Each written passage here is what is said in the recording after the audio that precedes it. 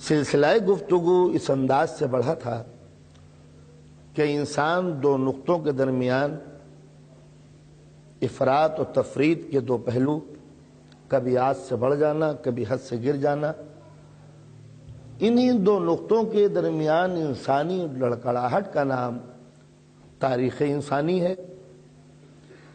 اور چونکہ انسان ایکسٹریم پہ پہنچ جاتا ہے، چاہے آگے بڑھ جائے چاہے پیچھے ہٹ جائے، اور جانتے ہیں آپ حد سے بڑھ جانا فتنوں کا سبب، ہنگاموں کا سبب ہے۔ اسلام چونکہ فطرت کا مذہب ہے، معبود کا نظام ہے، جو اس لیے آیا ہے کہ اگر آدمی کے قدم گھٹیں تو یہ آگے بڑھا دے، اور آدمی اگر آگے بڑھ جائے تو پیچھے لے آئے۔ تو ہر مسئلے میں آدمی ایکسٹریمسٹ ہوا، اور ہر مسئلے کا حل اسلام نے نقطہ عدل کو تلاش کیا۔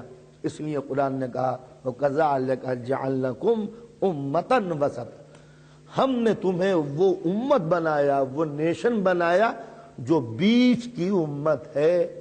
ایکسٹریم پہ تم نہیں ہو، نہ حد سے بڑھے ہوئے اور نہ حد سے گھٹے ہوئے، اور تم دوسرے نیشن کے سامنے اللہ کی ایک حجت ہو، شہادت ہو، تم وٹنس دیتے ہو دوسری قوموں کے سامنے کہ تم غلط ہو اور ہم صحیح۔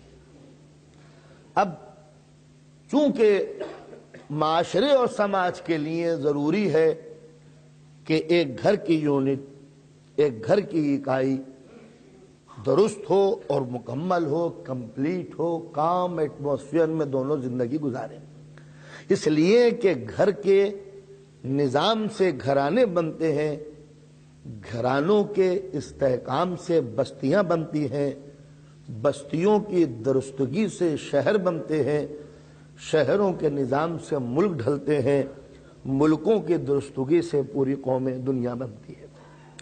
لہذا اسلام نے سب سے پہلے گھرانے کو درست کیا تاکہ گھرانوں سے عدل کی روشنی پھوٹ کے دنیا کو اپنے دائرے میں لے لے اور دنیا میں سکون و شانتی پیدا ہو جائے۔ اسلام نے سب سے پہلے ابتدا گھر سے کی۔ گھرانے میں جو سب سے بڑی پریشانی کا مسئلہ ہے وہ میاں اور بیوی کے درمیان ریلیشن شپ کا ہے۔ اگر یہ ریلیشن درست ہے، عدالت پر ہے، جب تو گھر ٹھیک ہے، لیکن اگر دونوں کے رشتے اونچ اور نیچ میں تبدیل ہو گئے ہیں، اپس اینڈ ڈاؤن پیدا ہو رہا ہے، تو گھر کی ڈسٹربنس پورے گھرانے کو اور گھرانے کے ہنگامے پوری دنیا کو تباہی کے غار پر لے جائیں گے۔ ان میں سب سے پہلا مسئلہ ہے دو مختلف ذہنوں کو، دو مختلف مزاجوں کو، دو مختلف وجودوں کو ایک مرکز پہ لا کے ان دونوں کو باندھ دینا۔ دو دماغ ہیں، دو طبیعتیں ہیں، ان دونوں کو ایک جگہ پر لا کے باندھ دیجیے۔ اب تک دنیا اس سلسلے میں افراط اور تفریط کی منزل پر آگے بڑھتی رہی، ایکسٹریمزم کے اوپر آتی رہی۔ ماں باپ نے اپنے تعلقات کو دیکھتے ہوئے جہاں چاہا لڑکی کی شادی کر دی، لڑکی کو بولنے کا کوئی حق نہیں ہے۔ یہ ایک نقطہ تھا جو ایکسٹریم پر تھا، جو ظلم پر تھا، جو زیادتی کے اوپر تھا۔ دوسرا اس کی ضد ہے کہ لڑکی کو بالکل فریڈم ہونی چاہیے، جہاں چاہے وہ آزادی سے اپنی شادی کر لے، کوئی ضرورت نہیں ہے کہ ماں باپ سے اس سلسلے میں مشورہ کیا جائے۔ یہ دونوں ایکسٹریم نقطے تھے، اس سے دونوں کی بربادی تھی۔ اس لیے کہ جیسا میں نے کل عرض کیا تھا کہ فطرت نے عورت کو نرم دل، حساس بنایا تھا، بہت سینسیٹیو، اور یہ سینسیٹیو اس لیے بنایا تھا تاکہ یہ بچے کی ذرا سی چیخ و پکار پر خود کو قربان کر دے۔ جب فطرت نے اس کے جسم میں یہ چنگاری ڈالی کہ یہ کسی کا رونا دیکھنا برداشت نہیں کر سکتی، تو اسی جذبے سے یہ گمراہ بھی ہو سکتی ہے۔ بنایا تھا بچے کی ولادت کے لیے تاکہ یہ بچوں کی دیکھ بھال کر سکے اور ان کی مصیبتوں پر ساری رات جاگ سکے، ان کی ذرا سی تکلیف کو نہ دیکھے، اپنی تکلیف بھلا دے۔ اس کو ایثار پسند بنایا تھا، قربانی دینے والی بنایا تھا، اپنی ذات کو فنا کرنے والی بنایا تھا. خود نہ کھائے اس کو کھلائے، خود نہ سوئے اس کو سلائے، خود گیلے میں سوئے بچے کو سوکھے میں لٹا دے. اس لیے کہ اگر عورت کو قربان پسند نہ بنایا جاتا، قربانی پسند، تو بچے کی کبھی تربیت نہیں ہو سکتی تھی. تو قدرت نے اس کی فطرت میں لچک، رحم، پیار، ممتا، قربانی، ایثار کی نعمتیں دی تاکہ نسل انسانی آگے بڑھ سکے. لیکن اللہ کی ان دی ہوئی نعمتوں سے اس کو گمراہ بھی کیا جا سکتا ہے. اگر کوئی مرد آ کر اس کے سامنے ٹسوے بہانے لگے، رونے لگے، چکنی چپڑی باتیں کرنے لگے، میں یوں جان دے دوں گا، یوں قربان ہو جاؤں گا، یہ کر دوں گا، پاگل بن جاؤں گا، تو یہ ان جملوں سے بھی بہک سکتی ہے. کیوں؟ اس لیے کہ فطرت نے اس کے دل میں ممتا، پیار، رحم، خلوص، ایثار پیدا کیا ہے. اپنی عادت کی بنا پر یہ مرد کے ذریعے بہکائی جا سکتی ہے. اس لیے ضرورت تھی کہ بس جہاں تک اس کا یوز ہے اس کو وہاں آزادی دی جائے، اور جہاں یہ بہکائی جا سکتی ہے وہاں پہرے بٹھا دیے جائے. یعنی جب کوئی غیر مرد اس کو گمراہ کرنا چاہے تو اس کی روک ہونی چاہیے، تاکہ مرد اپنی ظالمانہ فطرت کی بنا پر عورت کی زندگی کو تباہ نہ کر سکے. اس لیے کہ عورت کا سیدھا سادہ دماغ، سیدھی سادی طبیعت وہ فریب کی عادی نہیں ہے. وہ نہیں جانتی کہ یہ لڑکا یا یہ مرد یا یہ آدمی رات دن اس قسم کے ڈائلاگ سینکڑوں عورتوں سے بولتا چلا آیا ہوگا. وہ تو سمجھتی ہے کہ واقعی یہ مجھ سے محبت کر رہا ہے، اپنی جان دے دے گا، دیوانہ ہو جائے گا، پاگل ہو جائے گا، صحرا میں چلا جائے گا، گریبان چاک ہو جائے گا، نہ جانے کیا کر لے گا. لیکن اس کو کیا معلوم کہ یہ تو ڈائلاگ رٹے ہوئے ہیں جو رات دن یہ پڑھتا چلا آتا ہے. لہٰذا ضرورت ہے اس بات کی کہ کوئی اسے مسگائیڈ نہ کر سکے، کوئی اس کو گمراہ نہ کر سکے. لہٰذا جب تک کہ ماں باپ کی نگرانی نہ ہو، جب تک کہ لڑکیاں تباہ ہوتی رہیں گی. اس لیے کہ وہ سمجھتی ہے کہ جیسے ہماری فطرت ہے اس کے لحاظ سے رحم دل ہونا چاہیے، اور جیسے مرد کی فطرت ہے اسے گمراہ کرنا چاہیے. لہٰذا مرد اپنی عادت کی بنا پر، یہ عادت کیوں ہے یہ بات میں بتاؤں گا اگر مجھے یاد رہ گیا، اپنی عادت کی بنا پر اسے گمراہ کرنا چاہے گا تو اب ضرورت ہے کہ تجربے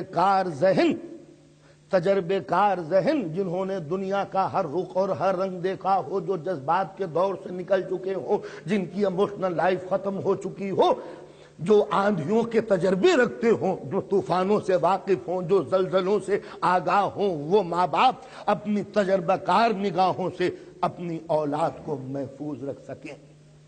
تو لہٰذا ایک وہ نقطہ تھا کہ ماں باپ جہاں چاہے اپنی بیٹیوں کی شادی کر دیں، ایک وہ نقطہ تھا کہ ماں باپ کو بیچ میں بولنے کا کوئی حق نہیں ہے. تو ٹھیک ہے، اگر اس ایکسٹریم نقطے کے اوپر دنیا جا کے رک گئی تو نہ تجربے کار ذہن مردوں کے بچھائے ہوئے جال میں پھنس جائیں گے.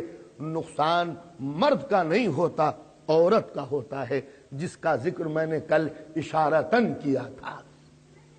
ظاہر ہے کہ یہ تو گزر جائے گا زندگی کو تباہ و برباد کر کے، لیکن وہ دامن جو پاک و پاکیزہ قدرت نے بنایا تھا وہ ایسا داغدار ہوگا کہ پھر سوسائٹی میں، کسی بھی قسم کی سوسائٹی ہو، چاہے وہ ایشیا کی ہو اور چاہے یورپ کی ہو، جس کی زندگی تباہ و برباد ہو جاتی ہے. تو لہٰذا ضرورت ہے کہ اولاد کے اوپر، لڑکیوں کے اوپر ماں باپ کی تجربے کار نگاہیں ہر وقت اس کا تحفظ کرتی رہے، اس لیے کہ وہ کمزور ہے فطرتاً مرد کے مقابلے میں.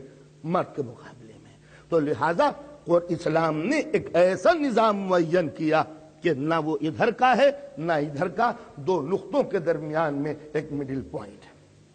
یعنی نہ لڑکی کو اتنی آزادی دی جائے کہ وہ آنکھ بند کر کے جس سے چاہے رشتہ کر لے. اسلام نے کہا جب تک کہ اپنے ماں باپ کو تم اس میں شامل نہ کرو گی، جب تک تمہارا یہ قابل قبول نہیں ہوگا.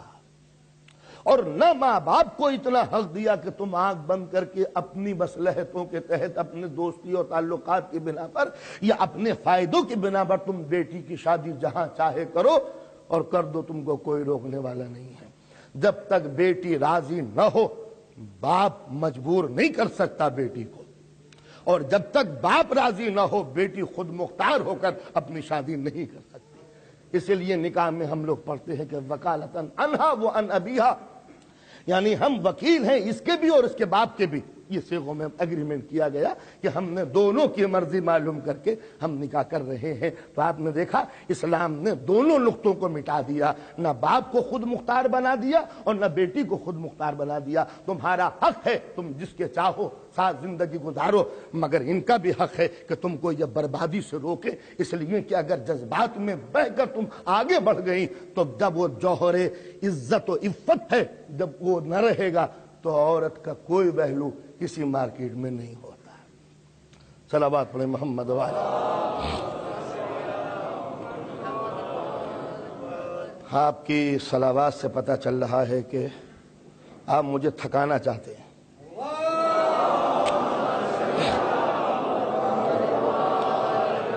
چلیے ایک بات ختم ہوئی، دوسری بات آگے بڑھی.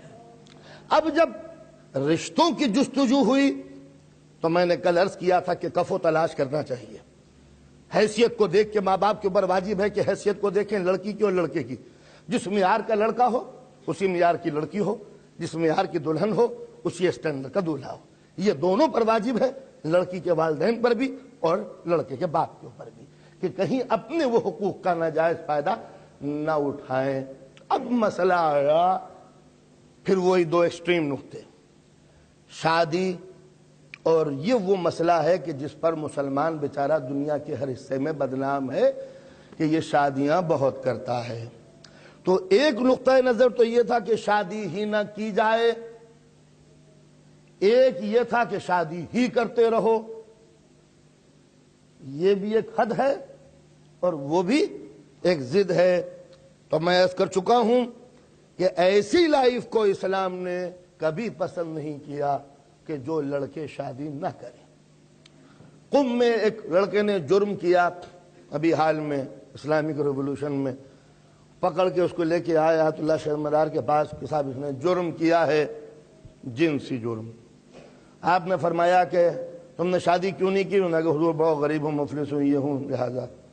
آپ نے اپنے دوستوں سے کہا کہ سب سے پہلے اس کو چندہ کر کے اس کی شادی کراؤ، گھر آباد کراؤ، اس لیے کہ جب جرم کی بنیادیں مٹ جائیں گی تو جرم خود بخود ختم ہو جائے گا. تو لہذا اسلام نے تحریک، تشویق، لالچ زیادہ ثواب دیا کہ تمہاری عبادتوں میں ثواب جب زیادہ ملے گا کہ جب تم اپنا گھر آباد کر لو گے. لہذا اسلام کا ایک اصول حدیث ہے کہ ایک کنوارے کی 70 رکعت نماز برابر ہے شادی شدہ کی 1 رکعت نماز کے برابر. تو لہذا یہاں اس کو شوق دلایا کہ تم اپنا گھر آباد کرو. جب گھر آباد کرو تو تمہارے لیے مناسب ہے کہ اپنے لیے شریک حیات اپنی پسند کے لے کے آؤ، اپنی حیثیت کے اعتبار سے. یہ گھر آباد ہو گیا. اب دوسرا نقطہ یہ ہے کہ کتنی شادیاں ہوں. یہ ایک مسئلہ وہ ہے کہ جو اسلامی وقار کو ہمیشہ ٹھیس پہنچاتا رہا، اور اتنا یورپ نے اس کو پروپیگنڈے کو فوکس کیا کہ ہر مسلمان یہ کہتا وہ شرماتا ہے کہ اسلام میں 4 شادیاں ہیں. ہم کبھی ممبر پہ نہیں شرماتے یہ کہتے ہوئے کہ اسلام نے اس کی گنجائش دی ہے. تو بندہ پرور ایک منزل تو وہ تھی کہ شادی نہ کی جائے، یہ بھی ایکسٹریم. اسلام نے اس کو ریموو کیا کہ نہیں، شادی کرو. اب شادی کرو تو کتنی کرے؟ اب یورپین کلچر، کرسچینٹی، یہود، دوسرے مذہب والے کا شادی ایک کرو. ایک کی پرمیشن دینے کے بعد اگلا قدم جو یورپین کلچر نے اٹھایا کہ گھر میں بیوی تو ایک ہو، ہاں گرل فرینڈ جتنی چاہو رکھ لو، جتنی چاہو کلبوں میں جاؤ، جتنی چاہے آوارگی کرو، جتنا چاہے کرپشن اختیار کرو، جتنی چاہے گمراہی تم اختیار کرتے چلے جاؤ. تو مغرب کے ذہن نے، فکر نے، کلچر نے یہ تو کہا کہ شادی ایک کرو، لیکن ایک کے بعد جتنے بھی تم اپنے تعلقات قائم کر سکتے ہو سوسائٹی اس کو بری نگاہوں سے نہیں دیکھتی.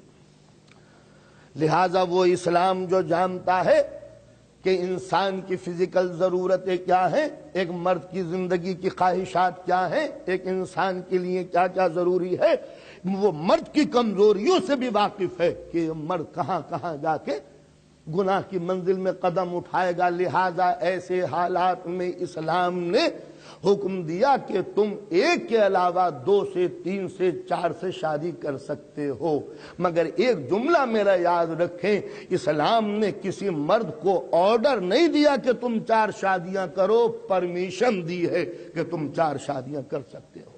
آرڈر میں اور پرمیشن میں بڑا فرق ہے۔ اگر اسلام آرڈر دیتا تو ہر مسلمان کے لیے ضروری تھا کہ وہ 4 شادیاں کریں، اور چاہے مسلمان شادیاں کرتا یا نہ کرتا، کم از کم مولوی صاحب تو اللہ کا حکم کے اوپر ضرور عمل کرتے کہ جب اللہ کا حکم ہے تو ضرور اس ثواب کو ہاتھ سے نہیں جانا دینا چاہیے۔ لیکن اسلام نے پرمیشن دی ہے کنڈیشن کے ساتھ، شرط کے ساتھ کہ اگر تمہارا گزارا ایک شادی سے نہیں ہو سکتا تو دوسری شادی کر سکتے ہو، اس شرط کے ساتھ کہ دامن عدالت کا تمہارے ہاتھوں سے نہ چھوٹے۔ اگر تم عدالت نہیں کر سکتے تو بندہ پرور وہ ایک کی بھی اجازت نہیں ملے گی۔ اسلام نے یہ حکم دیا کہ اگر تم عادل نہیں ہو، تم عدالت نہیں کر سکتے تو 2 کی پرمیشن تو الگ چیز ہے، وہ ایک بیوی کی پرمیشن بھی تم کو نہیں مل سکتی۔ وہ عورت جب چاہے حاکم عادل کے دادل کے دربار میں جا کر اس نکاح کو فسخ کرا سکتی ہے کہ میرا شوہر عدالت برتنے سے قاصر ہے۔ لہذا اسلام نے شرط لگائی کہ دوسری بیوی کی اجازت جب ہی مل سکتی ہے کہ جب تم عدالت کر سکو۔ ایسا نہیں ہے کہ تم نے ایک نکاح کیا اور اپنی لذت کی خاطر تم نے دوسرا کیا، پہلی کو چھوڑ دیا، نہ نان و نفقہ ہے نہ زندگی کی دوسری ضروریات ہیں، تو یہ ظلم ہے اسلام میں جس کی سزا حاکم عادل دے سکتا ہے۔ تو لہٰذا اسلام نے کوئی آسانی نہیں برتی اس مسئلے کے اوپر۔ اب آپ یہ اعتراض کرتے ہیں کہ اسلام نے جو یہ 2 کی اور 3 کی اور 4 کی اجازت دی، یہ کب عدالت کے اوپر مبنی ہے؟ تو اس کا فیصلہ زمانے سے پوچھیں، ماحول سے پوچھیں کہ اگر انسان یہ مرد ایک کے اوپر قناعت کر سکتا، ایک کے اوپر اس کا گزارا ہو سکتا، تو آج یہ یورپ کے اندر بدکاری کے اڈے کیوں کھلے ہوئے ہیں؟ اس سماج نے مرد کو پرمیشن کیوں دی ہے؟ اس کے معنی ہے کہ دنیاوی تہذیب نے ایک بیوی کے ساتھ سینکڑوں بدکاری کے راستے تو کھول دیے ہیں۔ اسلام مرد کی اسی کمزوری سے واقف ہو کر ان بدکاری کے راستوں کو ختم کر کے اصلاح کا راستہ نکالا ہے کہ تم دوسری شادی جب ہی کر سکتے ہو کہ جب تم عدالت کے اوپر قائم رہو گے، اور عدالت پہ اگر قائم نہ ہوگے تو اسلامی عدالت تم کو سزا دینے کے لیے تیار ہے۔ یہ تھا وہ اسلامی اسپرٹ کے چونکہ ایک شادی کے ساتھ تمہارا گزارا نہیں ہو سکتا، لہٰذا انسان آوارگی کی طرف منزل بڑھائے گا۔ لہٰذا انسان کو، مرد کو آوارگی سے روکنے کے لیے سب سے پہلے تو اس کی طاقتوں پر، اس کے ذہن پر، اس کے فکر پر پہرے بٹھائے کہ دیکھو شادی کرنا ایک ضرورت ہے تاکہ نسل انسانی آگے بڑھ سکے، مگر اس وقتی ضرورت کو، اس جملے کو ذرا یاد رکھیں، اس وقتی ضرورت کو پوری زندگی کی ضرورت نہ بنا لینا۔ لہٰذا اپنے اس سیکشول پاور کا استعمال غلط نہیں ہونا چاہیے، نہ وہ چیزیں ہوں کہ جو تمہارے اس پاور کو رات دن بھڑکاتی رہیں۔ لہٰذا وہ سین نہ دیکھو گے کہ جن سے تمہارے جذبات بھڑک جائیں، وہ آوازیں نہ سنو گے کہ جس سے تمہارے سوئے ہوئے احساس جاگ جائیں۔ لہٰذا خود شریعت نے 2 طرفہ پہرے بٹھائے، ایک طرف مرد کے سامنے آخرت کا تصور رکھا، سزا کا احساس رکھا، نگاہوں پر حجاب کا حکم دیا، کانوں پہ پہرے لگا دیے، وہ آواز نہ سننا کہ جن سے تمہارے سوئے ہوئے فتنے جاگ جاتے ہیں۔ دیکھو آپس کے ملاپ کو منع کر دیا۔ جناب موسیٰ علیہ السلام کے زمانے میں ایک عجیب و غریب واقعہ ہوا کہ شیطان سے کہیں ملاقات ہو گئی۔ ایک جملہ ہے بائی دا وے کہہ رہا ہوں، شیطان سے کہیں ملاقات ہو گئی، جناب موسیٰ سے کہا اے موسیٰ تم رات دن خدا سے گفتگو کرتے ہو، بات کرتے ہو، ملاقات کرتے ہو، ایک چھوٹی سی اپلیکیشن میری بھی ہے، بارگاہ خداوندی میں لے جاؤ، شاید قبول ہو جائے۔ جناب موسیٰ نے سوچا کہ یہ گناہوں کا ہیڈ آف ڈپارٹمنٹ آج مجھ سے ریکویسٹ کر رہا ہے، اگر اس کو میں نے کنونس کر لیا تو سارے نبیوں میں میری پوزیشن بہت زیادہ اونچی ہو جائے گی۔ کہا شیطان بتا کیا کہنا چاہتا ہے؟ کہا حضور برسوں سے، صدیوں سے، سینچریوں سے گالیاں سنتا چلا رہا ہوں پبلک کی، گناہ خود کرتے ہیں، گالیاں مجھے دیتے ہیں، لہٰذا میں چاہتا ہوں کہ یہ چیپٹر ہی کلوز ہو جائے، آپ خدا سے کہیے کہ شیطان کو معاف کر دے، جو بھی شرط ہو، جو بھی کنڈیشن ماننے کے لیے تیار ہو، تاکہ یہ سلسلہ بند ہو۔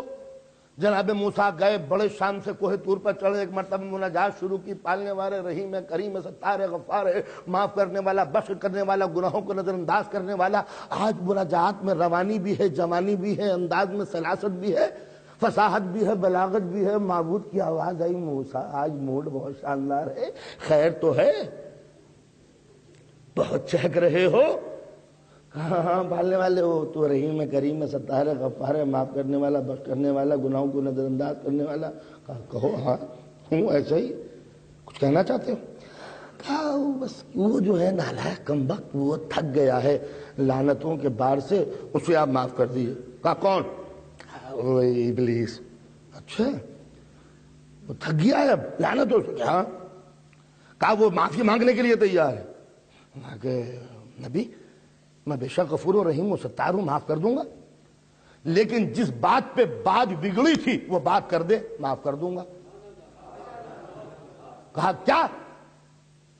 کہا دوست کے آگے سر جھکانے سے انکار کیا تھا، میرے دوست کے آگے سر جھکانے سے انکار کیا تھا، جس کو وسیلہ بنایا تھا اس سے منحرف ہو گیا تھا، جس کو میں نے جانشین بنایا تھا، خلیفہ کہا تھا، اس سے منحرف ہو گیا۔ میرے بنائے ہوئے خلیفہ کی مخالفت کا نتیجہ شیطان بننا ہے، لہٰذا اگر وہ کمپرومائز کرتا ہے تو آدم کے سامنے سر جھکا دے۔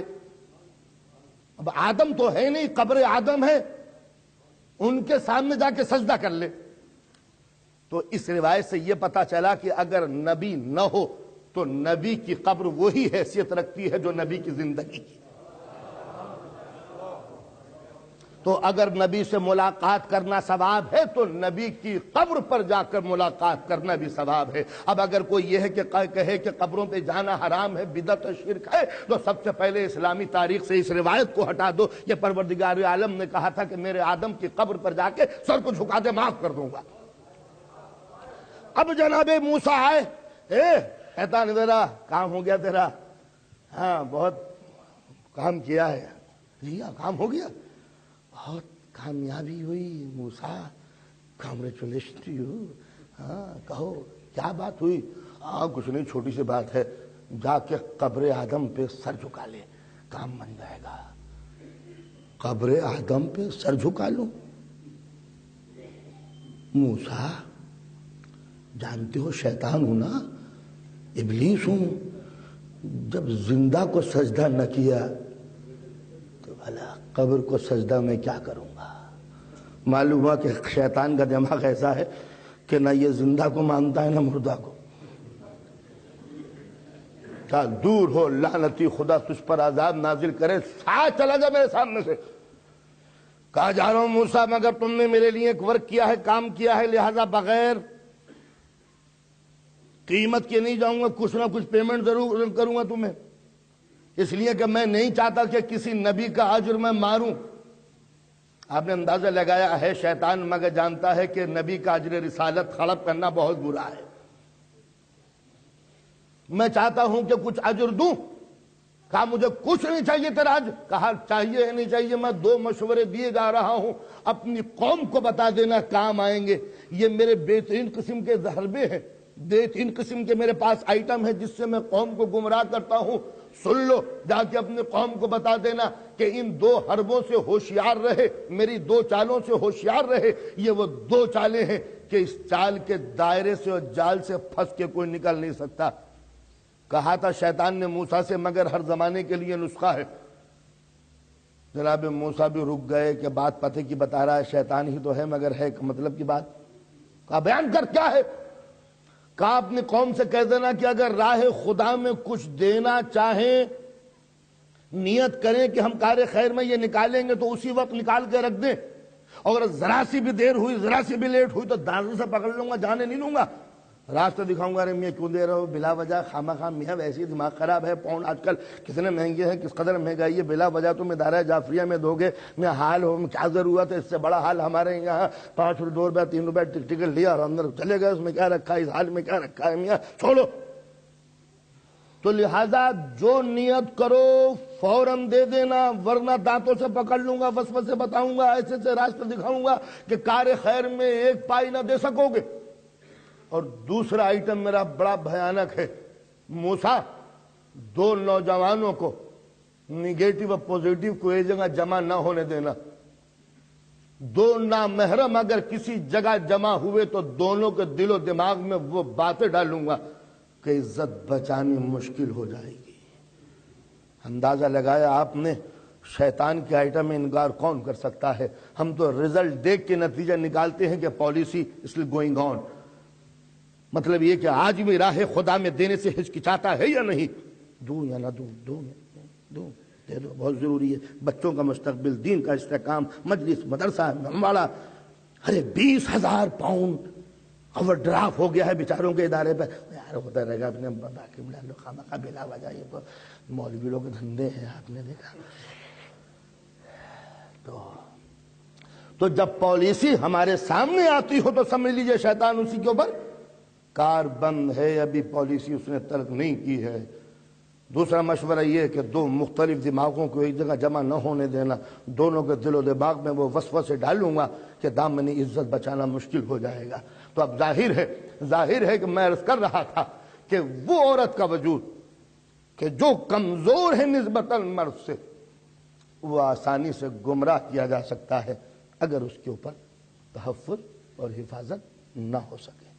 تو اب مسئلہ تھا 1 کا اور 4 کا، سامنے کہا 1 کرو اگر عدالت کر سکتے ہو، لیکن اگر تمہاری ضرورتیں تم کو مجبور کر رہی ہیں تو عدالت کی شرط کے ساتھ تم دوسری کر سکتے ہو، 2 کے بعد تیسری کر سکتے ہو، 2 کے بعد چوتھی کر سکتے ہو، یہاں تک لمٹ ہے۔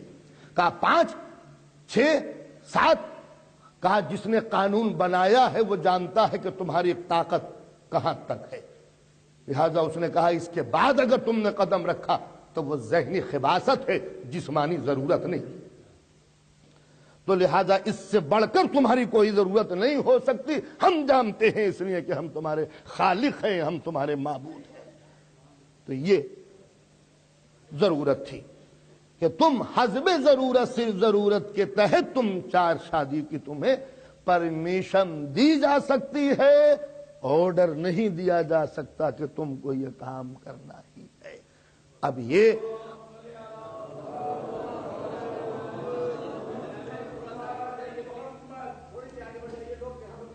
ہاں جلدی سے کچھ تھوڑے سے ادارہ یہ 10-15 آدمی یہاں آ سکتے ہیں،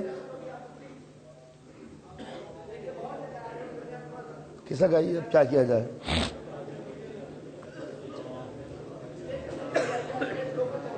کچھ اسٹیج پہ آ جائیے آپ حضرات، آپ لوگ آگے جائیے۔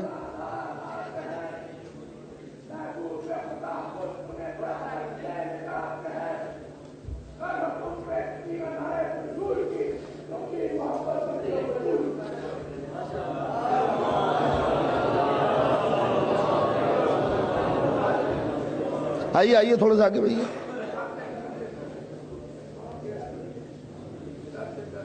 صلوات پڑھیں بآواز بلند محمد والے۔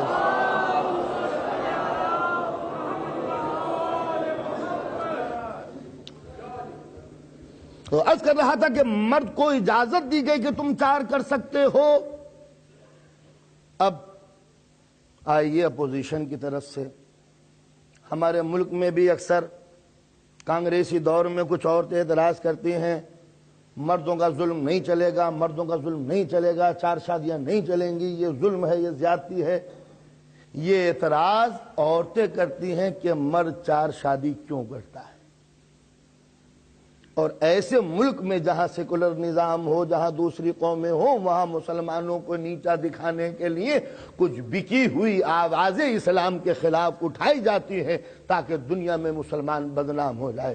لیکن یاد رکھیے اگر اسلام انسان کے ذہن کی بنائی ہوئی کوئی چیز ہوتی تو بدنام ہو سکتا تھا، معبود کا نظام بدنام نہیں ہو سکتا۔ جب عورت یہ کہتی ہے کہ مرد 4 شادیاں کیوں کرتا ہے تو وہ یہ بھول جاتی ہے کہ اسلام میں شادی مرد نہیں کرتا، اسلام میں شادی عورت کرتی ہے۔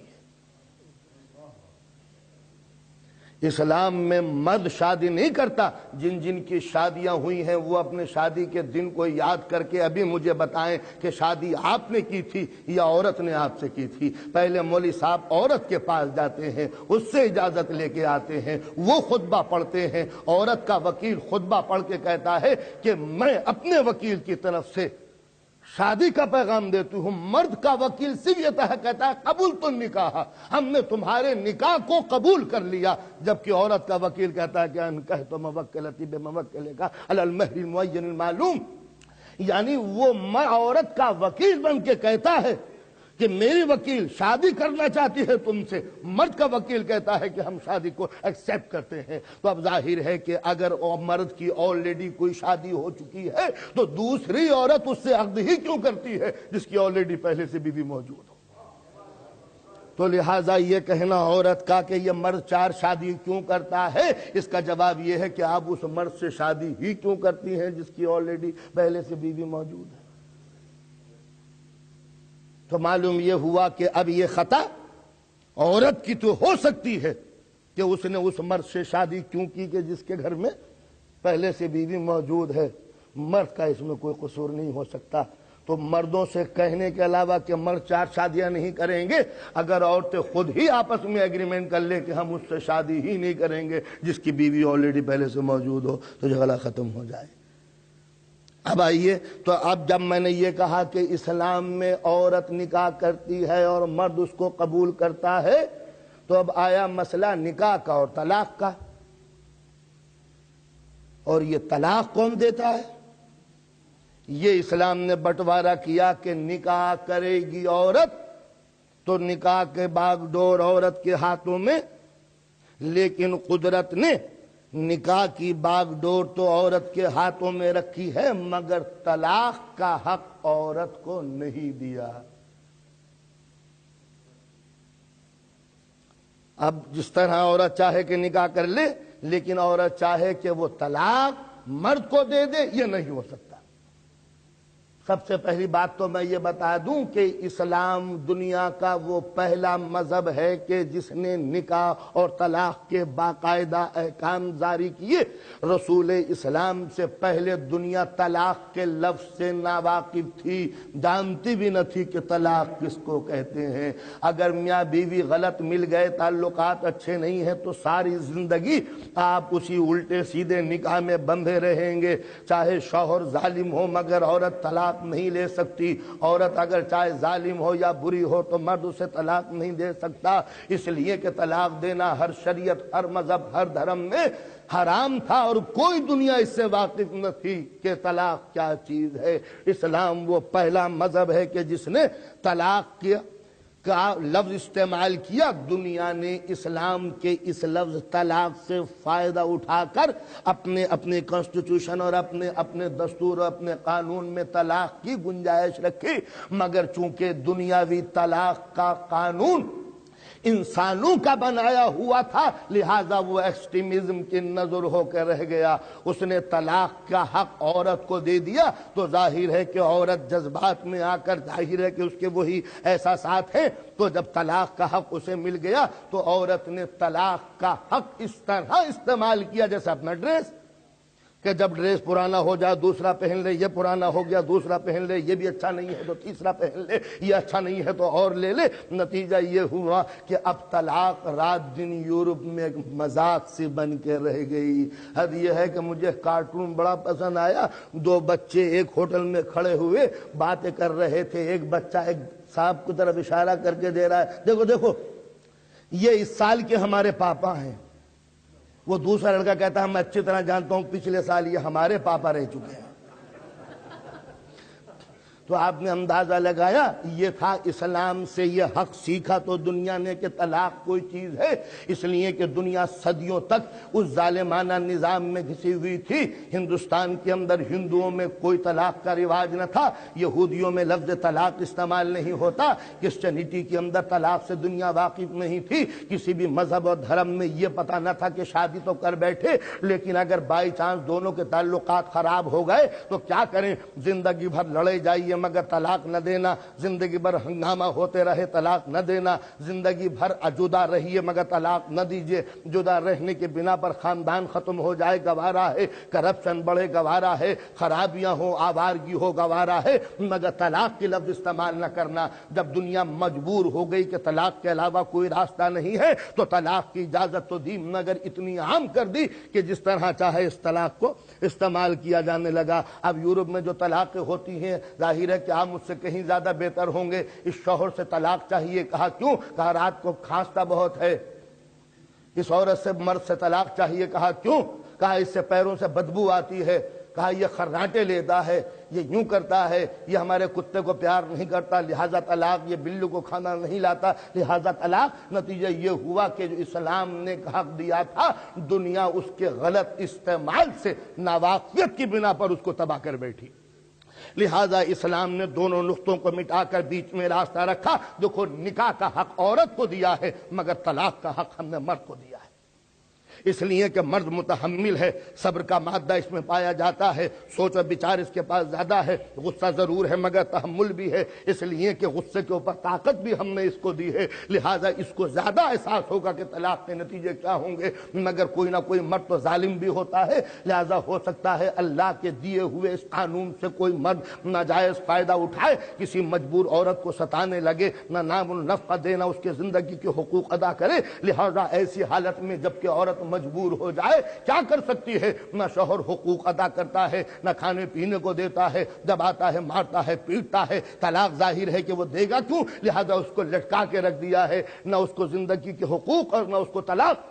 تو ایسی حالت میں بہت سے کہتے ہیں کہ اسلام کا یہ نظام بڑا ظالمانہ ہے کہ اس نے مرد کو طلاق کا حق دے دیا اور عورت کو طلاق کا حق نہ دیا، یہ شاید واقف نہ ہوں گے۔ ہماری شریعت میں کسی کو مجبور نہیں کیا گیا اور نہ کسی کو ظلم کی اجازت دی ہے۔ ایسی اگر کوئی مجبور عورت ہو کہ جس کا ظالم شوہر اسے طلاق نہ دے رہا ہو تو وہ حاکم عادل کے پاس جو عالم ہے، جو مجتہد ہے، اس کے سامنے وہ جا کے اپنا کیس پیش کر سکتی ہے، میں مظلوم ہوں، میرا شوہر مجھے ستا رہا ہے، نہ نان و نفقہ دیتا ہے نہ طلاق دیتا ہے۔ حاکم عادل پر یہ واجب ہے کہ وہ اپنا کسی نمائندے کو بھیج کر ریسرچ کر لے، تحقیق کر لے، انکوائری کر لے کہ اگر واقعا ظلم ہے تو یہ مجتہد الٹیمیٹم دے گا اس شوہر کو کہ اپنی غلطی کے اوپر نادم ہو جاؤ، طلاق دے دو، اور اگر اب بھی طلاق نہیں دیتے تو شریعت نے ہمیں حق دیا ہے کہ ہم بغیر تمہاری اجازت کے طلاق دے دیں اور اسے آزاد کر دیں۔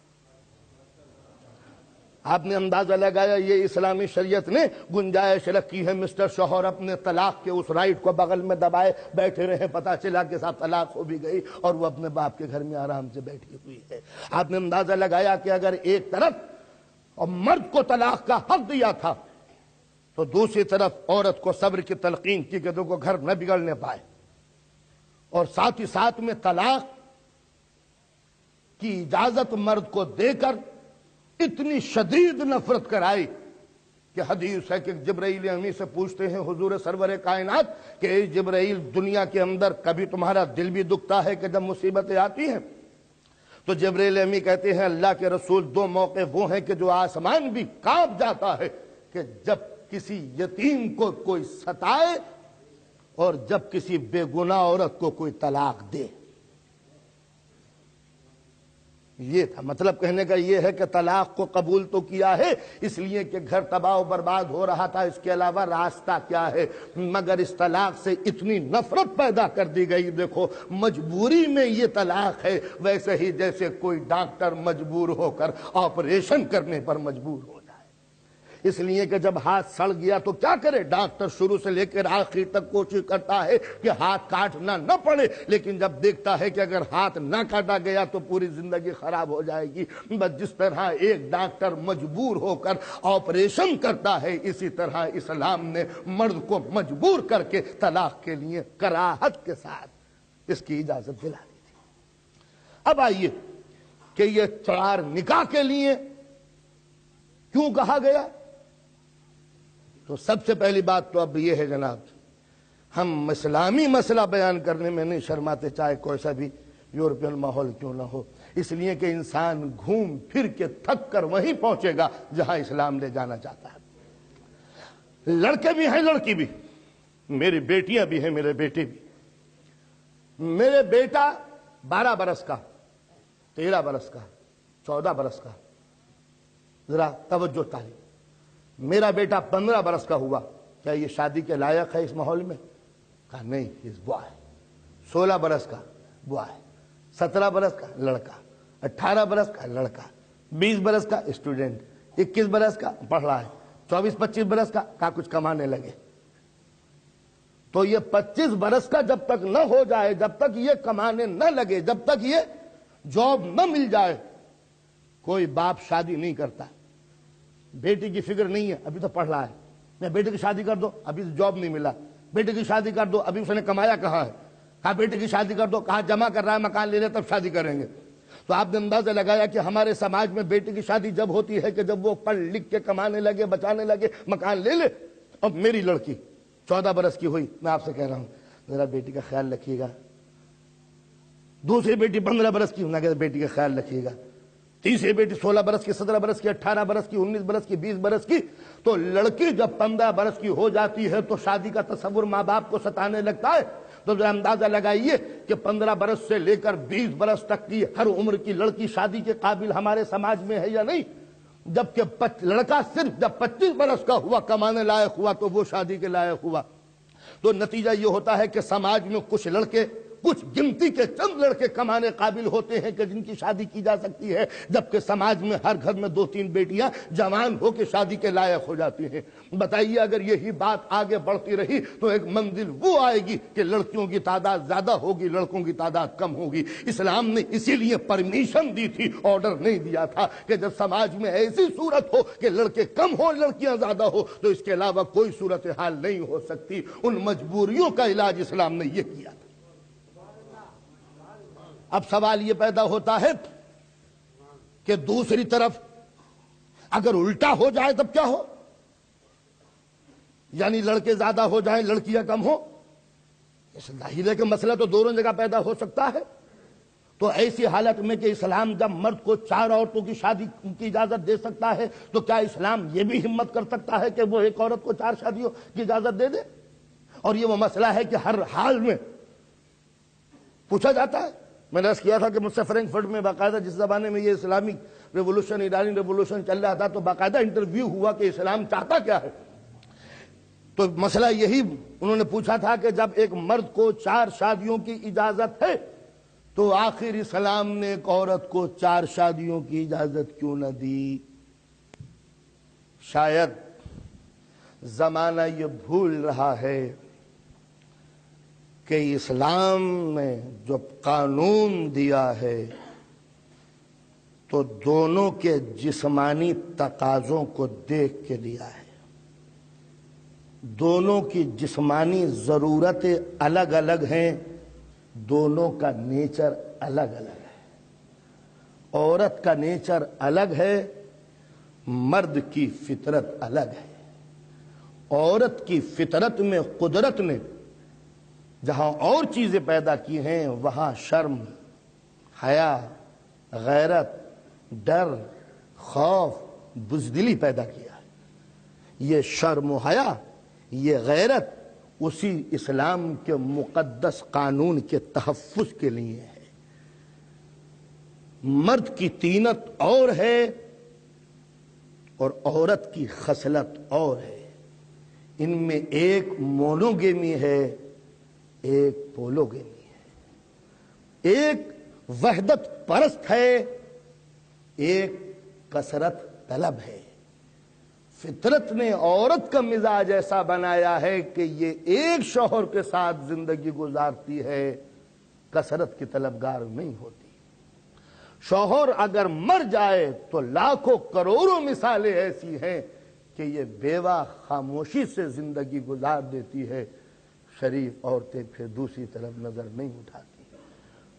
چھوٹے چھوٹے بچے ہیں ان کو پالتی ہیں، لیکن دوسری شادی کا تصور بھی نہیں کرتی، اس لیے کہ فطرت نے، قدرت نے ان کے جسم میں یہ اسپرٹ پیدا کی ہے کہ وہ وفا پرست ہوتی ہیں، جبکہ مرد کثرت طلب ہوتا ہے۔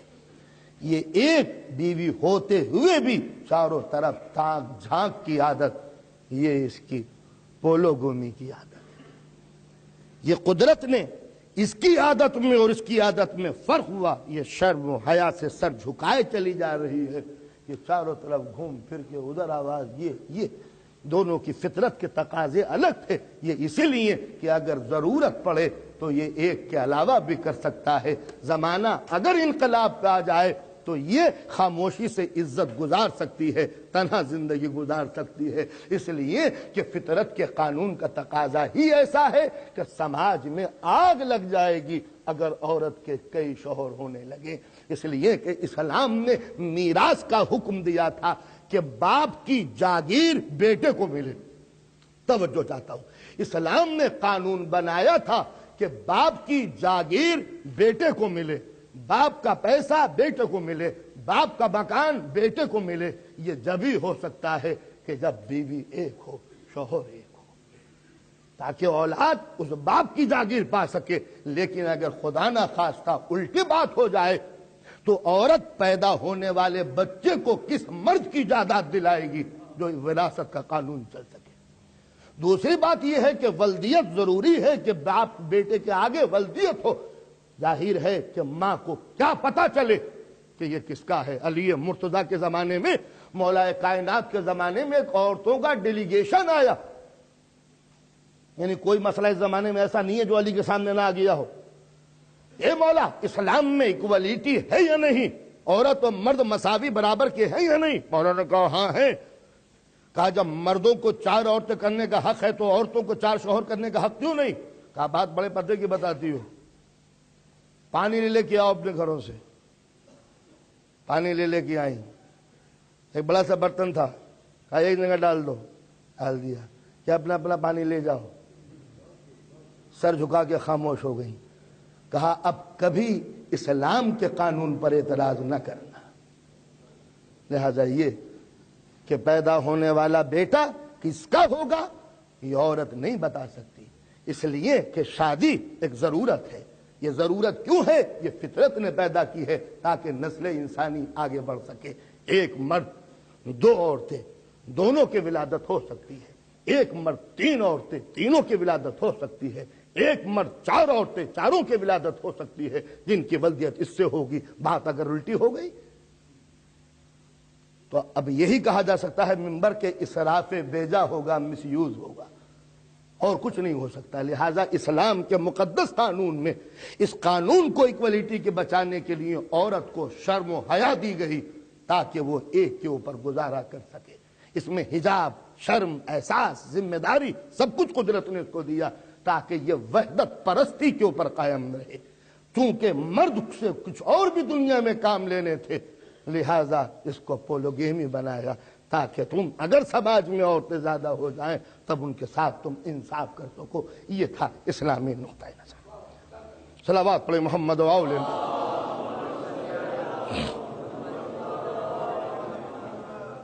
تو لہذا اس طرح یہ بیاہ و شادی کے قانون میں آ کے اسلام نے کچھ ضابطے پیدا کیے۔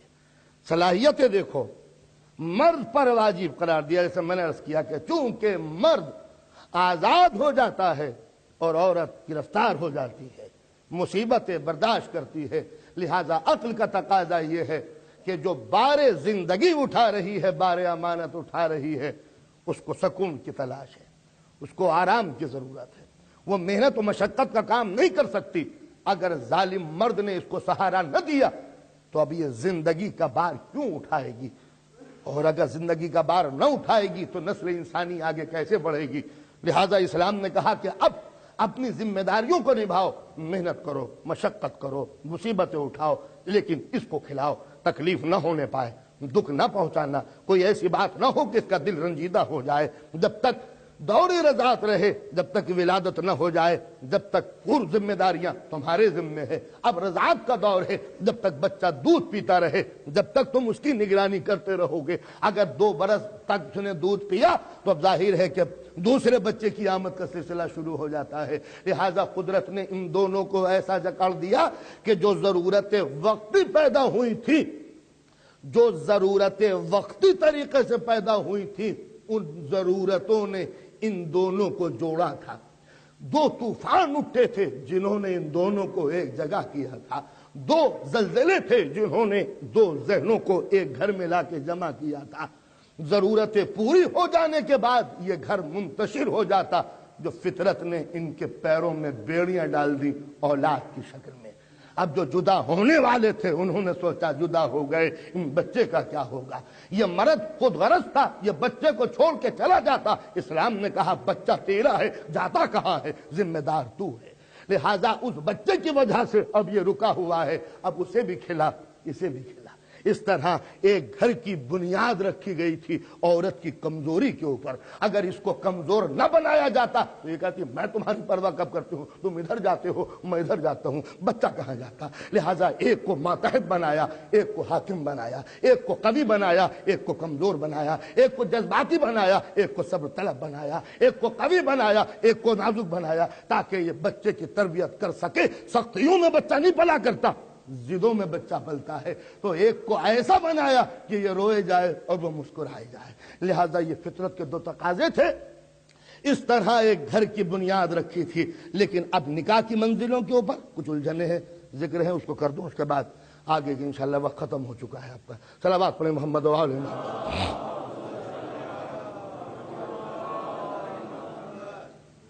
کچھ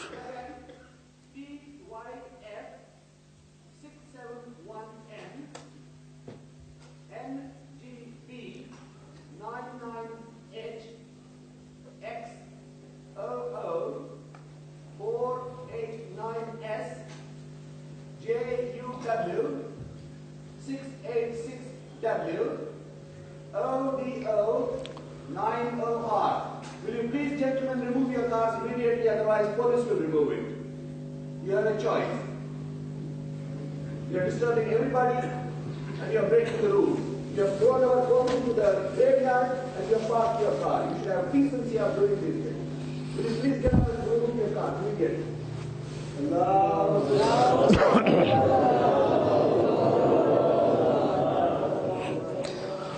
آپ حضرات شرمائے نہیں، جس کی کار بیکار کھڑی ہے وہ جا کے اس کو درست کرنے۔ صلوات پڑھیں محمد و آل محمد۔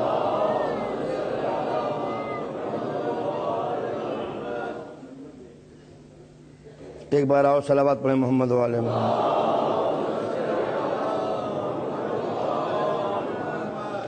تو خیر ان شارٹ حکم ہوا کہ شادی کرو، کفو دیکھو، صلاحیتیں دیکھو۔ جب شادی کرو تو مرد کے لیے ضروری ہے کہ وہ مہر دے، اسلامی نقطہ نظر سے۔ جب مہر دے تو لڑکی والا مہر طلب کر سکتا ہے، لیکن لڑکے کی اقتصادی حالت کو دیکھ کر۔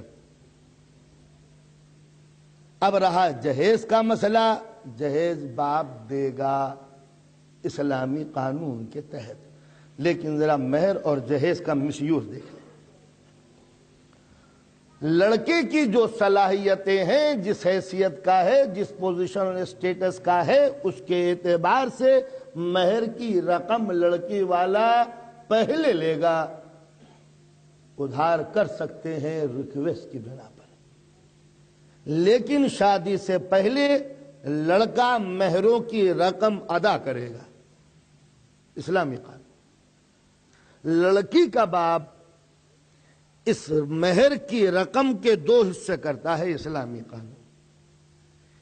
آدھی رقم لڑکی کے جہیز میں لگاتا ہے، آدھی رقم سے دعوت ولیمہ کرتا ہے۔ اب آپ نے کہا شادی کروں گا، ایک کار لوں گا، ایک یہ لوں گا، اتنا سونا لوں گا، اتنے کپڑے لوں گا، اتنی نقدی لوں گا۔ آپ بے شک لیجئے، ایک کار نہیں، اللہ کرے آپ 100 کاریں لیں، مگر پہلے مہروں کی رقم اتنی پیمنٹ کر دیں کہ آپ جہیز میں 100 کاریں لے سکیں۔ بات کلیئر ہو گئی؟ کوئی پریشانی کی بات تو نہیں؟ علی مرتضیٰ کا جب پیغام آیا جناب سیدہ کے لیے، سرکار دو عالم نے بلایا علی کو کہ علی تمہارے پاس کچھ ہے؟ کہا حضور کچھ نہیں ہے۔ کہا کچھ ہے؟ کہا مال دنیا میں سے کچھ نہیں ہے، ایک تلوار، ایک زرہ، ایک گھوڑا، بس ملکیت علی کی ختم، نو بینک بیلنس ہٹاؤ۔ کالی گھوڑے کی ضرورت ہے میدان جنگ میں کے لیے، تلوار کی ضرورت ہے قتال و جہاد کے لیے، کہ ہاں یہ تو ہے۔ کہاں زرہ ہے، لوہے کا لباس، یہ تمہیں کیا ضرورت ہے اس کی، زرہ اتارو۔ زرہ اتاری، کہا اسے بیچو۔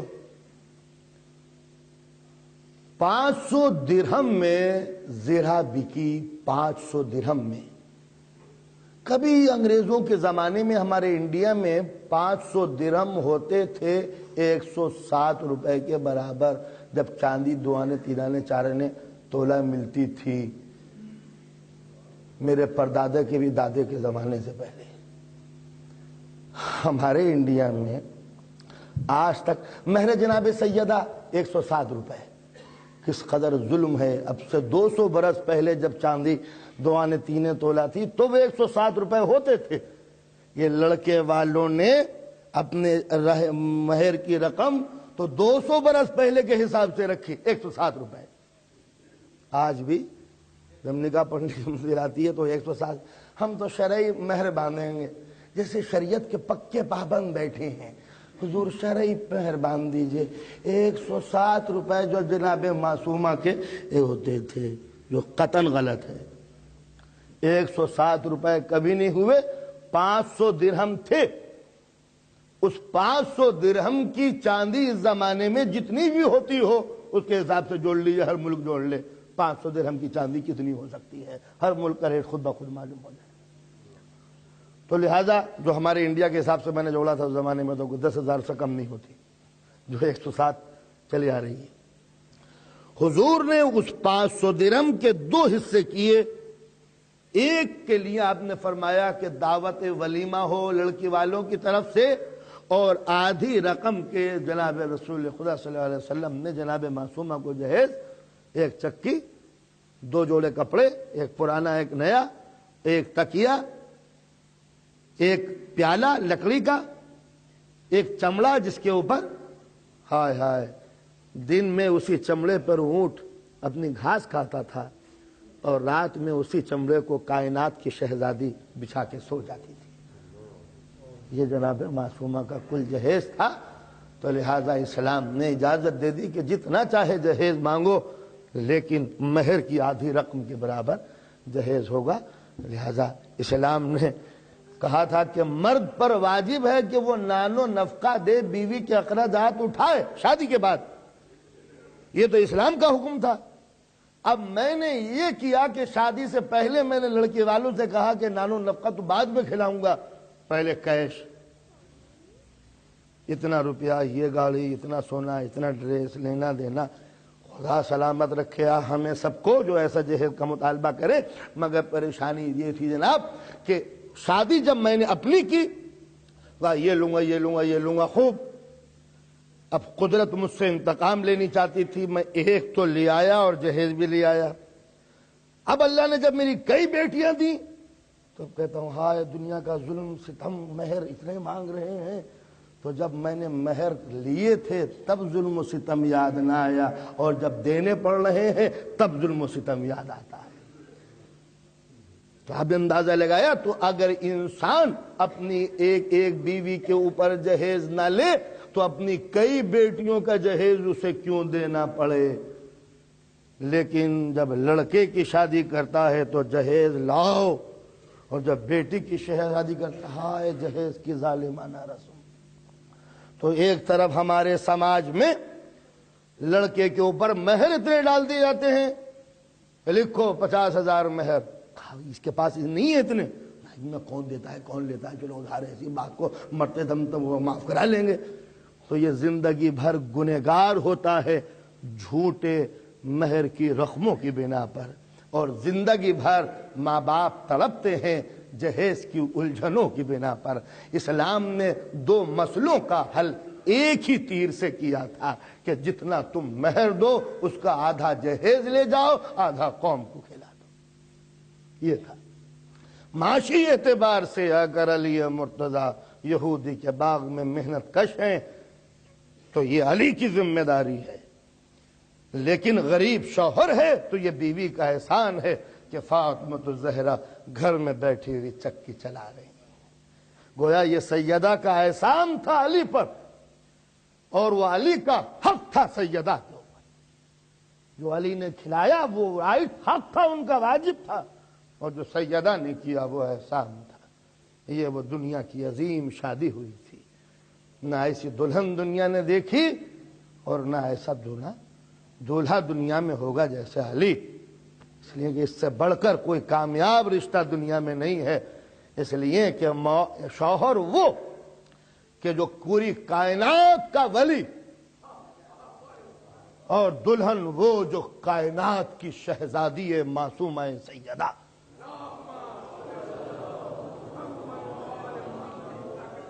نہ اس سے بہتر اب تک دنیا نے دولہا دیکھا اور نہ اس سے بہتر دنیا نے دلہن دیکھی، اللہ کی قسم.